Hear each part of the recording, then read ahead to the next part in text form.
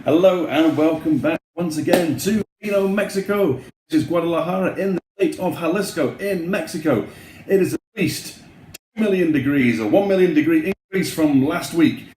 It's summer, the sun is beating down, it's hot, it's humid, it's just going crazy, but it's okay. It's the 12th of May, it's pushing midnight, it's getting there, which means tomorrow is my birthday. That means a celebration, and celebrations in the world of wine mean bubbles. Let's go!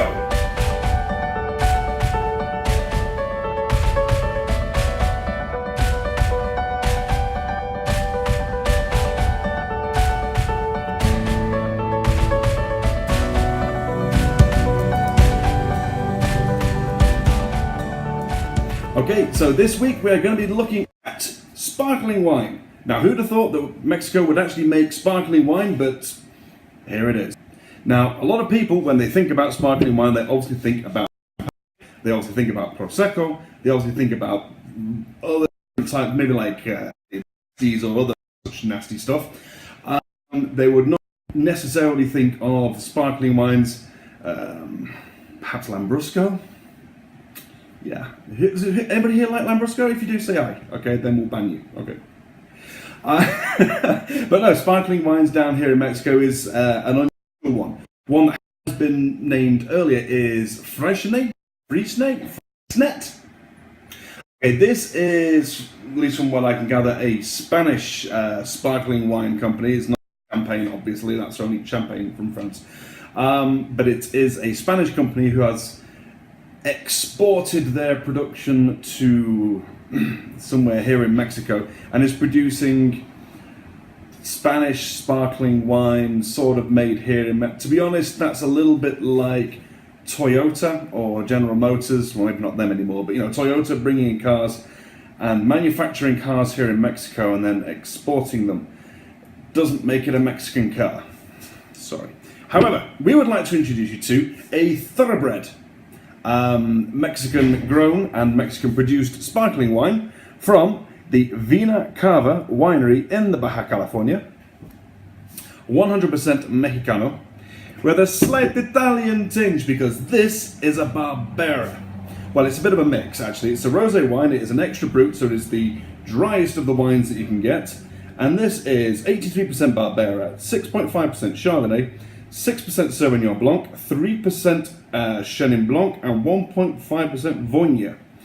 So basically, it's a sparkling Barbera. So, in order to get an idea of this, we're back to our good old Wine Folly book, www.winefolly.com. Madeline Phuket and friends up there in Seattle doing the good work and giving you all the fun of wine, whether you are an expert or whether you are a beginner. Excellent information, fully recommend their book.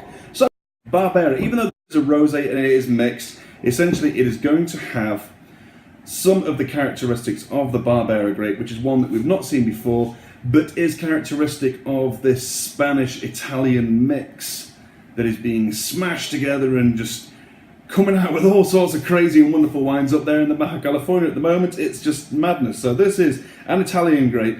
It is predominantly grown in Italy and Mexico. And we're possibly looking at such flavours from sour cherry to licorice, blackberry, dried herbs and tar. Well, if this was a red wine, then I would say maybe, but with it being a rosé, maybe that. So at the moment we're looking at a lot of herbal notes from irises, lavenders, black pepper, licorice, dried herbs and vanilla. Very, very small red fruits from sour cherries and dried strawberries, so I'm not expecting any of that, to be honest. So maybe some black fruits, plums, mulberries, blackberries and prunes with a lot of earth from tar, smoke, tobacco, macta, I still don't know what that is, and cured meats.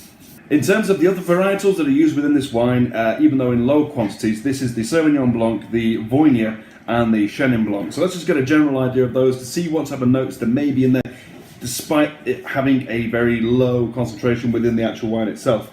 The Sauvignon Blanc is an extremely herbal and floral wine, so we could be getting notes from grass, jalapeno, ginger, tomato leaf, pea shoots, asparagus, and sage and dill.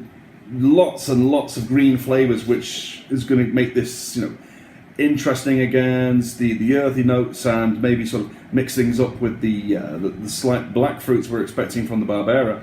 In the Voynia, again, this is a nice mix of citrus. We're adding a little bit more of a citrusy flavour into there. Again, herbal notes and oaks. Not a lot of red fruits. There's basically nothing in there. It's citrusy, it's tree fruits, it's green, it's yellow. We're going to see what comes out of that. And then the Chenin Blanc, again, it's a green floral, it's citrus, it's tropical, it's yellow fruits in there, it's tree fruits. So we're expecting with the red mixed with the fruitiness, mixed with a massive herbaceous bush, just mixed together. But of course it is Friday, so we have to get into it. Tomorrow is my birthday, so comment "Happy birthday, Jake," and I'll give you a like back. If you really want to give me a happy birthday, subscribe. Come on, do it. We need 100 people in order that we can put our own channel name instead of this crazy 9II_UT ASCII stuff. It should be www.youtube.com/Vino Mexico. That's what we want it to be. We need 50 people to go click. So please do it now. Okay, thanks for doing that. And now it's Friday, we're going to get straight into the wine.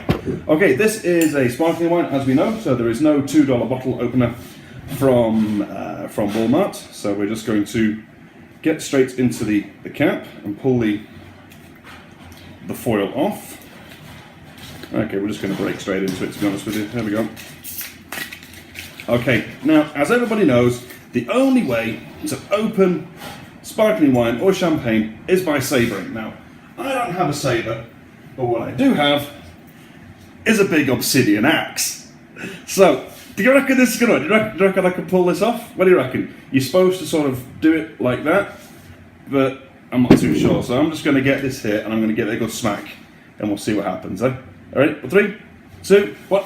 Yeah, no, I'm not stupid enough to do that. We'll do this the professional way, shall we? So we shall undo the cage off the top, take that off, and the cork underneath. Now, all you have to do after my years of working in a small bars is just boom, like that. You get a little dash of smoke and the bubbles come up. I can already smell yeah, it smells like champagne. As you can see, I am partial to a bit of champagne from time to time. We tried a Rosé Veuve Clicquot the other day, which was very interesting. So we shall see how this bad boy works out. Okay, so it comes, it's very, yeah, you can smell the Chardonnay. It smells very fermented. Okay, so let's get a look at that colour. It's not exactly rosé, but it's a very good golden colour. As you can see, the bubbles there are bubbling away, which is, you know, what celebration days are all about. The head has come down very quickly. So yeah, we shall have a sniff and see what we see. Or see what we smell.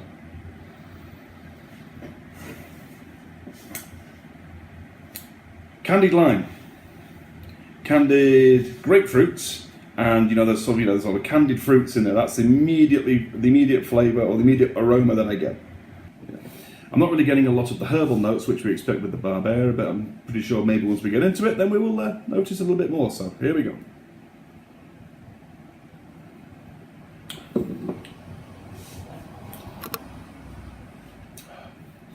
Okay, the alcohol on that is relatively medium. It's not too sharp. It's 12.6, so it's very mild. So there's no burn in there. Sometimes when you get some of these wines, there's like an instant acidic burn and a hit with the alcohol, and that's just not pleasant. Quite mild, and it's very sort of pleasant in that manner. Acid-wise, there is a nice acidity to it. It's not clawing, it's not attacking, it's not burning. It's just nice and smooth.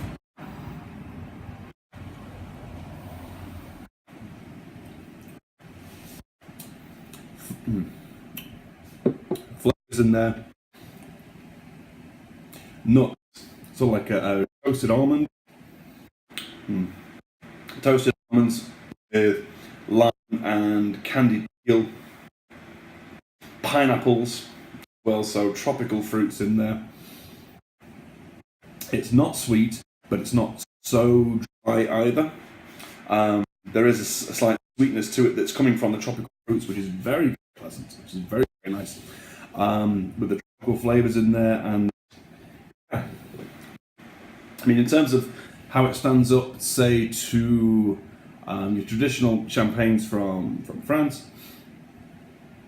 If you take, for example, the commercial, or like the commercial champagnes like the Moet Chandon or the Veuve Clicquot or the Taittinger or any of those guys, then yeah, I mean, you could have quite a happy comparison to those and a good alternative to go to. In terms of the price point, this is around about 800 pesos. So this is in the Moet Chandon and the Veuve Clicquot price range. So in terms of what you are expecting to get out of a sparkling wine, this ticks all the boxes and has a nice tropical twist to it. So in terms of the sparkling wines that are made for commercial selling, like the Moet Chandon and like the Veuve Clicquot, this is absolutely comparative to those in terms of flavour, in terms of texture, in terms of body and roundness and price. So yeah, it is a very, very good comparative wine for that. Would be good to celebrate any occasion that you have. If you don't want to blast out on the super stupid price wines or the super stupid price champagnes, then this will help you stretch you further and will provide a lot of flavour for your wine. So, Vena Cava Extra Brut Rosé 2012. I would give this, in terms of wine, a good 87, 88.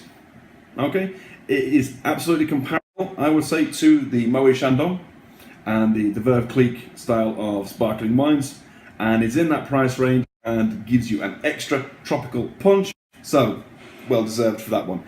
Okay, it is Friday night. We have the vlog, which means I'm just going to top this up a little bit, and I'm going to throw this back because tomorrow is my birthday, so I have deserved it, I think, after making my way all through the year and still continuing to make these videos. I'm really glad that people are continuing to join us. So, double in 3, 2, 1.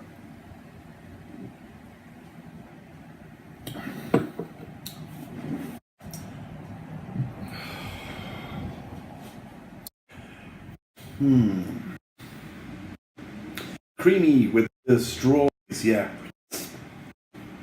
That is strawberries and cream. That's very nice. That is very nice. This I haven't chilled down as much as I could, so it's not freezing cold, but it is chilled. So it's still a little more aromatic than it would be if you just froze the bottle to death. And in terms of the flavour, it doesn't rise back up. There's no reflux in there, which you may get from other sparkling champagne or some other sparkling wines. There's no acid burn. There's no nastiness to it. There's no chemical tastes. There's no aromatic taste. It's smooth. It's creamy. It's tropical. It's candied. It's dry. It's acidic. It's very, very pleasant. So yeah, I would well recommend this. So this is one to look out for. This is the Vena Cava. Let me get that in there. The Vena Cava Extra Brut Rosé 2012. 83% Barbera and a mixture of other white wines made in the traditional sparkling fashion. It is 100% made and grown sparkling Mexican wine. It's well recommended, I would say, if you have a special occasion, because that's what champagne is all about. This is certainly one to look out for, and it is a good alternative to your traditional champagnes, and it's one that will certainly get people talking, because it is not the usual Chardonnay base, even though there is a little bit of Chardonnay in there, which is perhaps the immediate aromas that you can smell that smell a little bit suspicious sometimes. So, until then, I am going to enjoy celebrating my pre-birthday night, and we will be back next week, where we'll be back into the swing of things once again. The little sip coming up during the week, and next week, and then next week's big show, we'll be back into more wine tastings. I'm not quite sure where we're going to go, but I am pretty sure we are going to leave the Baja California, and we are going to take a little bus and head south. Off in Zacatecas, or Aguascalientes, or Puebla. I have one from each of those areas.